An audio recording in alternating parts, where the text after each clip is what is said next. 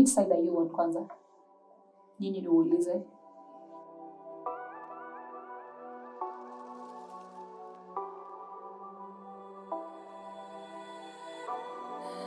Hi guys, and welcome back to my YouTube channel. My name is Kamande Esther. If this is your first time coming on this channel, my name is Kamande Esther. I create content. We do content and we do life with God, and we share that with each other on this platform every Monday on something we call Mondays with Kamande. So welcome to Mondays with Kamande. But if this is not your first time logging in and you're one of the subscribers, thank you so much first of all for subscribing. If you've not subscribed, please do. And if this is not your first time, karibuni tena sana. I am back with another part of the Before I Do series. And if you're watching this for the first time, you might be wondering, what's this girl talking about? What's the Before I Do series?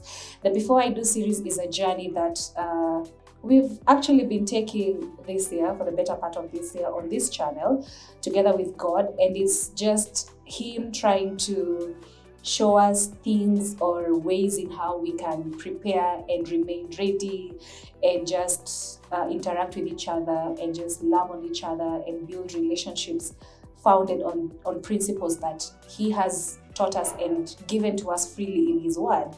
And it's just, in simple terms, just dating the godly way, or just building relationships the godly way. But in this series, we are doing it we are focusing on the love. You also love your friends, so this is more of a romantic. It's really on the romantic spectrum. So yes, so we're calling it the Before I Do series. If you've not watched the other parts, I'd highly encourage you and highly recommend that you do, so that a lot of what I'm going to say today will make sense, and you will resonate with it better and connect with it better. However, I am back today with a knockout episode, and I think that's what you're going to call this episode. Or if you're reading the title, then this is the knockout episode. And I'm calling it the knockout because I was just spending time and story time. First of all, story time. I had thought by the time I was releasing by the time we were publishing the previous part that you watched, intentionally waiting, I thought I was done. I thought, God just wants us to wait, and we waited, and then He's told us what to do while waiting, and so we intentionally waiting. So see, we're good. and then the Holy Spirit was like, nimesikia na wewe. We're not yet done. So kusikia na mimi alisikia na mimi. And we're back with another one. We're back with another episode today, with another part today. And I was just asking him, so now that you're not done with this series, what else can we talk about? And God was like, there's a lot that we can talk about. And there's a lot about building relationships the way He wants us to build relationships that we can talk about. And this is not a conversation that we can have in a few episodes and then just be done with it. And it's also not one of those conversations that you can have alone. And I know that we're going to be back with a season 2 and maybe a season 3 and a season 4 of this series. But for today, it's a knockout episode because I want us to have a conversation where we are comparing building relationships according to culture, or according to, let me say, the worldly principles. And I just want to define what I mean, so that more as you continue listening to me, you'll have a better understanding of what I mean. When I'm talking about the world, it's not like the world where we live in, like the continents, the countries, the nations and all. By the world, I'm talking about any other part of life or any other thing outside of God. And when I talk about the word, it's anything confined in God. So there's the way God wants us to, there's a way we can live our lives. There's a way we can live our lives according to the principles of God, and then there's a way we can live our lives being informed or being guided by principles that are not of God. You get what I mean? So that's what I mean. So it's more of comparing how is it, doing life and doing love according to God, and how is it doing life and doing love away and outside of God. And the reason why I decided to share this with you is it's because God was just teaching me that there's no one who's going to shoot you if you decide to date or if you decide to fall in love in a different way or using a different pattern. You're not going to die if you decide to do life, without considering the principles that God has given unto us. There will be consequences if you do decide to do anything without God involved, whether it's the relationships you get yourself into, or whether it's the friendships you get yourself into, or whether it's the career choices you make. Whatever it is that we do in life, and this is what God was teaching me the other day, is that in life, and when you're doing things and doing life with God, or whether you're not doing life with God, there are consequences. So if you decide to do life with God, there will be consequences. And when you decide to do life without God, there will be consequences. So the question is, which consequences do you want to live with? Which choices are you willing to live or to make? Which choices are you willing to make and live with? And God was God was showing me that the principles and the foundations that we lay when it comes to how we are dating and how we are building our relationships are very important, because those foundations will determine how sustainable and the lifespan of the relationship that you're building. And I was just asking him, how do we know, or what do we do, or how can we live our lives according to how he wants us to live our lives, yet we live in a world that is governed by all these other principles. And I know I'm rambling a lot. So what I'm calling this episode is the world versus the word. And so there's a way that the word stipulates we should get our relationships and how we should build our relationships. And then there's a way the world, dunia, and these are just principles and the ways of how people think, people who don't believe in God, people who don't believe in Jesus, unbelievers. And there's a way that they live their lives, and there's a way that you as a believer, you live your life. So there's a difference. And I was just trying to compare, and I'd want to share with you what I've been learning, or rather what I was comparing and thinking about when it comes to the comparison. And just trying to encourage us that if we are going to, and the whole purpose of this episode is to encourage us and to challenge us to think about whatever principles inform us when it comes to whatever we are building.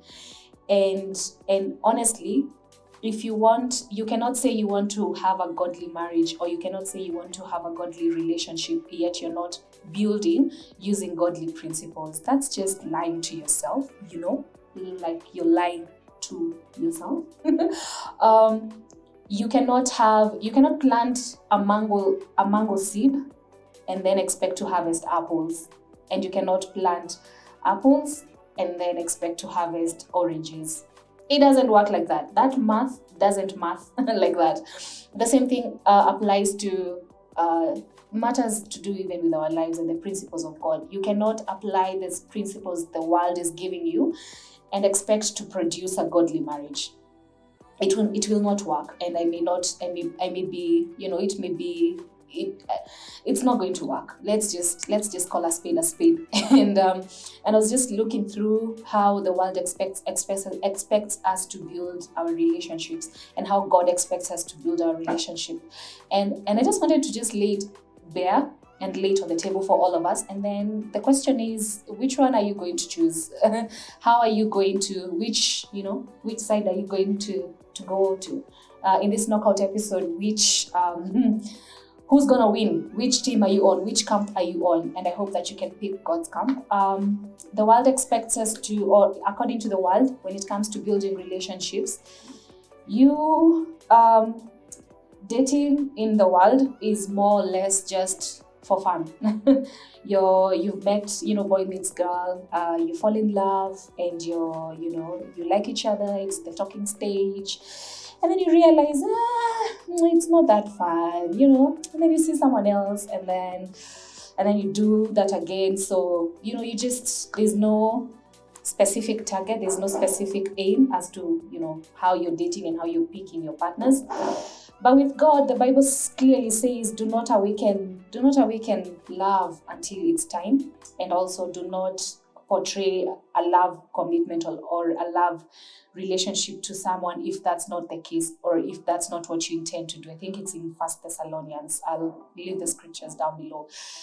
And the Bible and God's like, listen, if you know marriage is not the end goal for you being in this relationship, then don't put yourself in that situation to begin with.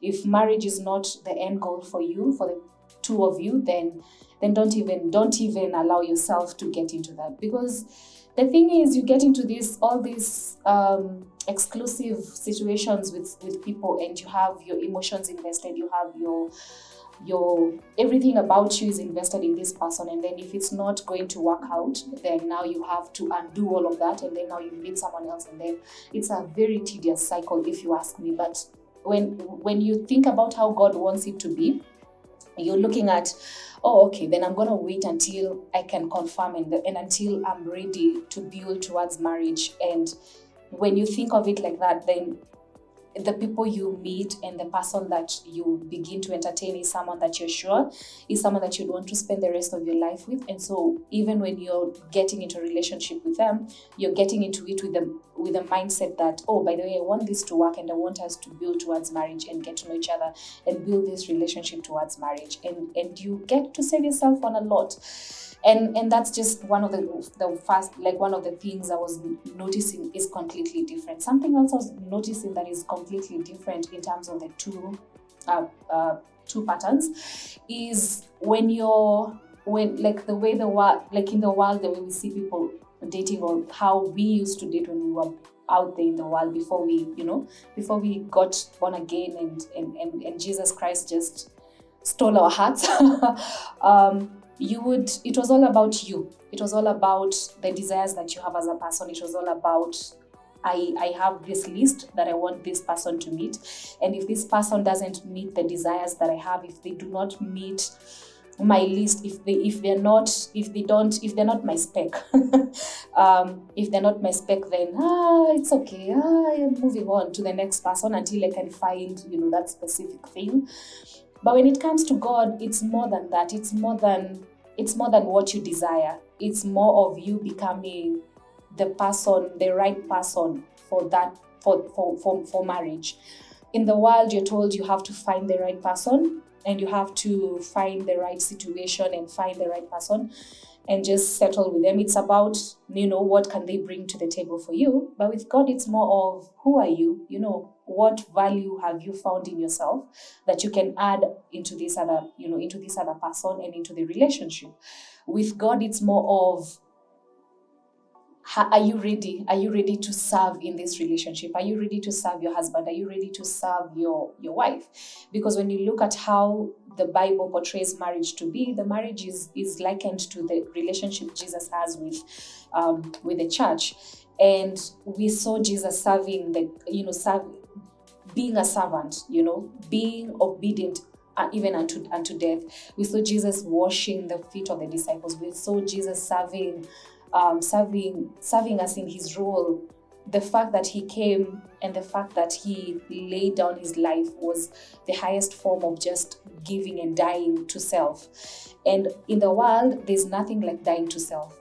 In the world, it's more of, this is who I am, and you have to live with who I am, and you have to bring and add to this table that I am, and you have to meet my list, and you have to meet all the desires that I have. But to God, it's more of, have you become the right person to be, aligned to someone else? And that's an ouch.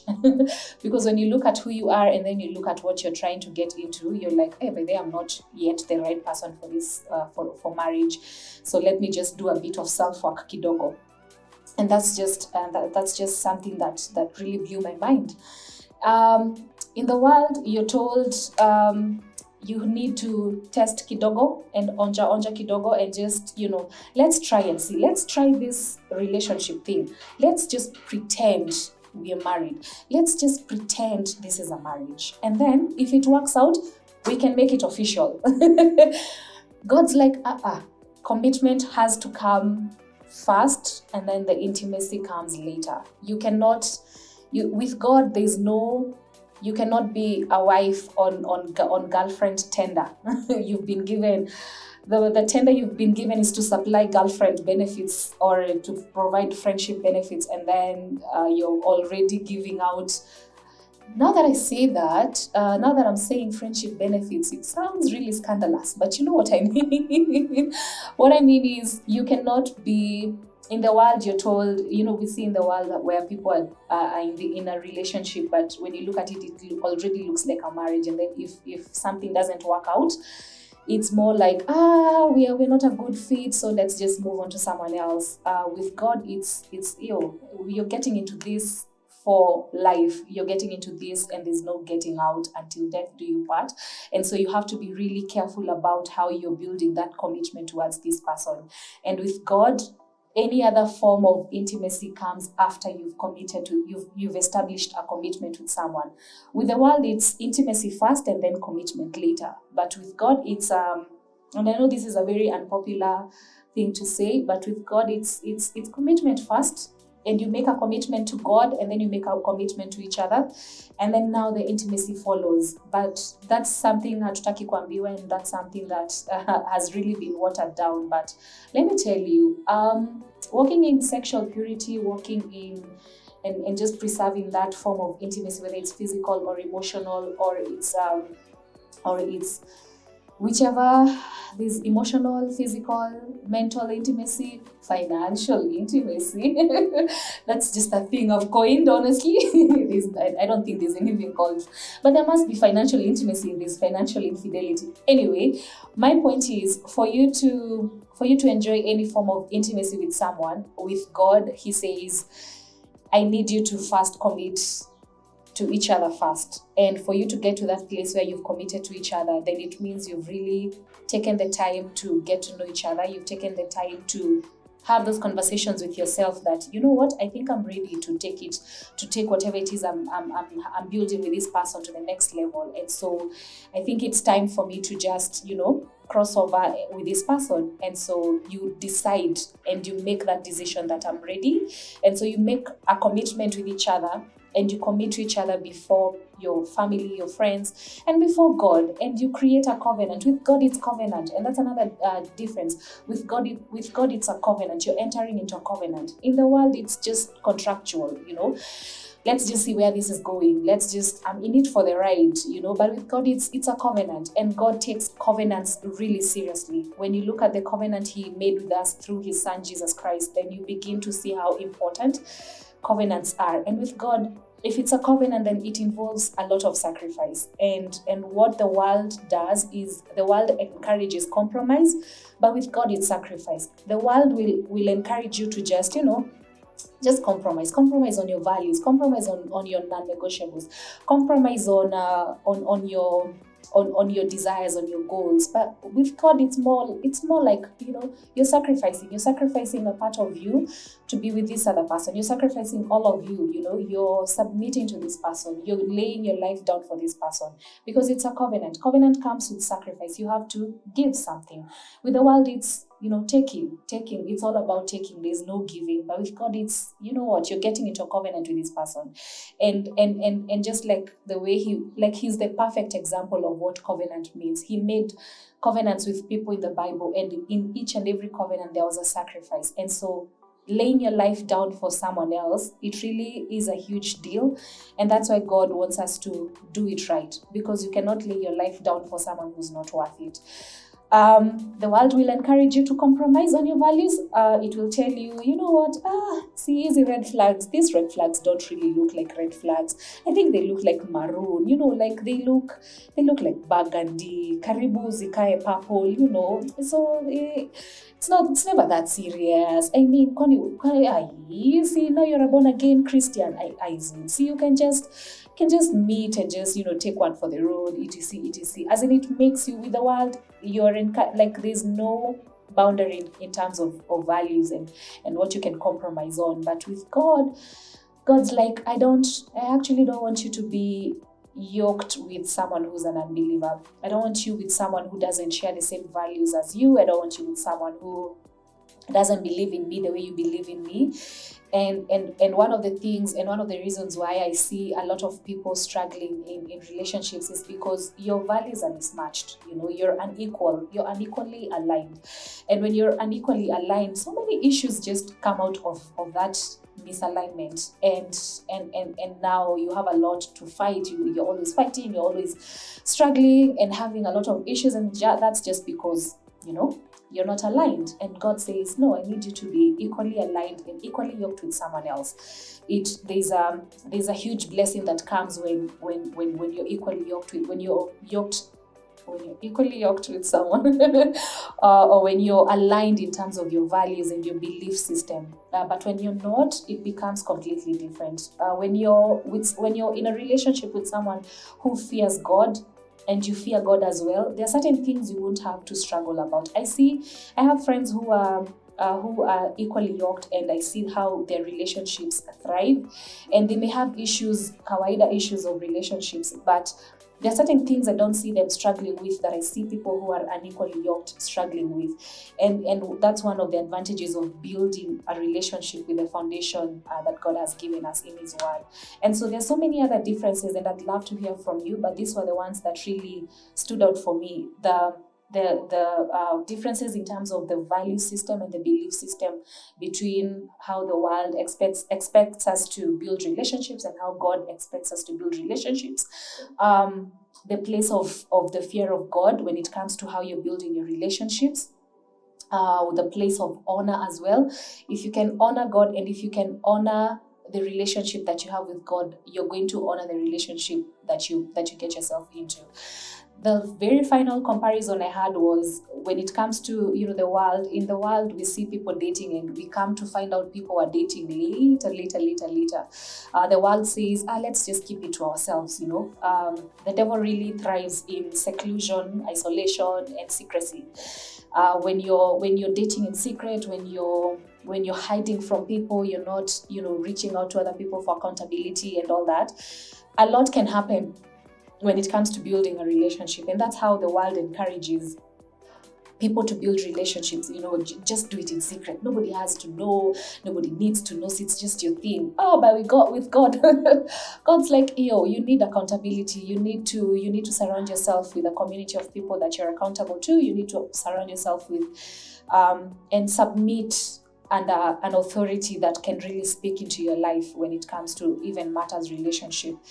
When it comes to the activities that you're doing together, involve other people. Be accountable to other people. Have people who are mentoring you and guiding you, and as a couple and individually as well. And you get to gain a lot of wisdom. You get to learn a lot when you're surrendered and when you're submitted to other people older than you, people who've been married for quite a long time, and that's how God would want it for you. But now, when it comes to whether or not you're going to build a relationship the way God wants you to, that's up to you. That's up to you. We all know how God expects us to build relationships. And I think for me today was more of a question to us, a question to which pattern are you going to use? Which architect, which design are you going to to jump on? There's a way the devil would want you to live your life. There's a way the devil would want you to build your relationship.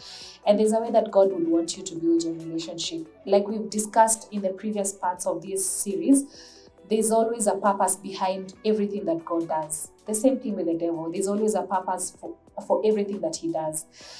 I'll be honest with you. If you decide to build your relationship just guided by every other principle other than God's principles, you're going to face consequences that will probably just lead to your destruction. You will just live a very horrible, frustrated life. I'll not lie. And if you decide to build your relationship or to live your life according to how God expects you or the principles of God, first of all, you're going to look like someone who's very backward. What do you mean? Like you're telling people you're abstaining from sex in your relationship. how in this world, in this century, you need to be ready to go through those moments. You need to be ready. There's a price to pay. There's a price to pay for every decision that you make. There's a consequence for every choice you make. So if you decide to do it the godly way, I kid you not, you are going to face so much ridicule. You're going to face a lot of mockery. You're going to be mocked a lot. People are going to really laugh at you, as in, akiwangalia, just look at them. These believers, these Christians of nowadays. But I'd rather, that's just a kidogo price to pay for the amazing relationship you're going to have, or for the amazing marriage, and for the amazing life you're going to have. And yes, it's not going to be a walk in the park, but you're going to have a strong foundation in God, and you're going to have the creator of the universe backing you guys up, and he's going to fight for your marriage, because he's the one who holds the marriage, as compared to when you build it away and outside of God. How are you going to ask him to fight for something he didn't build? First of all, he's just going to tell you to just demolish it kwanza. Let's just do away with all of it, and then tuanza kujenga pole pole. So either way, whether you build it with or without God, you're still going to build it, and you're still going to need God. Yeah, and I really hope you get to, like, you're just honest with yourself. Whether it's a relationship you're building, whether it's a business you're building, whatever it is that you're building in your life, if you're a Christian, I'd highly recommend that you do it God's way. There's a lot that you get to avoid. There's a lot that you get to, that God saves you from when you build according to how he wants you to build. He fights for you. Heaven backs you up. His provision is made available for you. There's just a lot. You get God involved in whatever it is you're building. But if you're doing anything without God, first of all, I honestly don't know how you're surviving without God, honestly. And I'd really love for you to just involve God in your life. And if you're watching this, that this is a sign to just tell God, you know what, God, I think I need you. I need you in my relationships. I need you in my life. I need you in my business. I need you in every area of my life. Na sana sana tukianza na relationships. Because it's the Before I Do series anyway. And yeah, and I hope that you get to make that call, and I hope that you get to make that prayer. And I look forward to your feedback, that, you know what, Kamande, hey, you challenged me and I was inspired. Now I'm now walking with God. I'm now slowly but gradually just involving God in everything that I'm doing. And I'll be so happy. I'll be smiling. Very happy. But until I can see you in the almost final part of the Before I Do series, this was the knockout episode. Let me know which camp, let me know which boxer, which side won. For me, it's definitely God's camp always win. On this channel, it always wins. So let me know which camp you're riding with. Let me know which side you're riding with. And then, yeah. I look forward to seeing you in our next episode. But until then, please don't forget to subscribe to our channel. Please don't forget to like this video and share it with someone who needs this reminder. And until I can see you next time, bye.